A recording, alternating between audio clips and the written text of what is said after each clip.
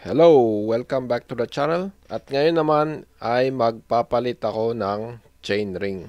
Bago ko siya isalpak. Yung original na chainring kasi 34 teeth siya. Ipapalitan ko siya ng race face na 32 teeth. Sa video na ito, ipapakita ko ang kagandahan ng SRAM na crank. Yun din ang dahilan kung bakit pag crank mas gusto ko ang SRAM. Parang universal yung chainring niya. Ang common kasi na chainring ng yung tatlong brand, yung race face, Praxis Works, tapos SRAM, yung 3 bolts. Yan siya yung tatlo na yan. Diyan mo i-insert yung screw. Pag Shimano kasi iba may sarili silang design.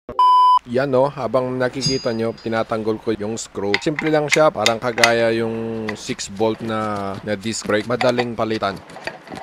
Okay, fast forward natin.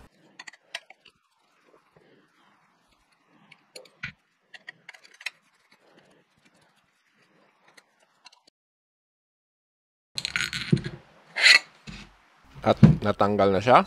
And tingnan nyo.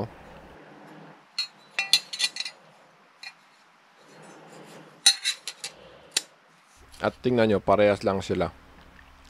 Compatible.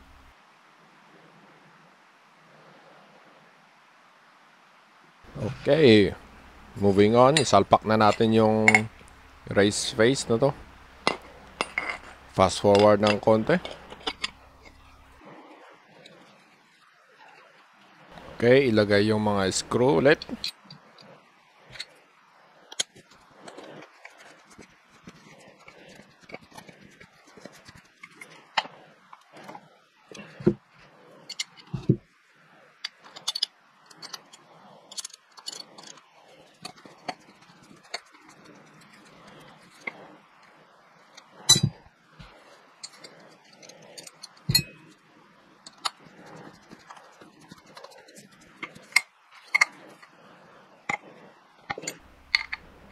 At finally, tamang higpit lang.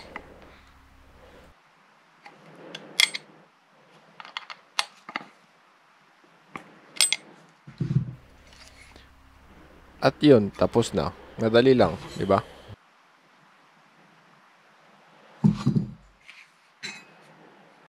Ito pala yung SRAM Descendant na crank. Nakalimutan kong ipakita kanina kasi hindi kasi siya compatible sa ginagawa kong bike ngayon. Pero ang point dito is yung chainring niya. Kung makikita nyo, parehas din 3 bolts din siya.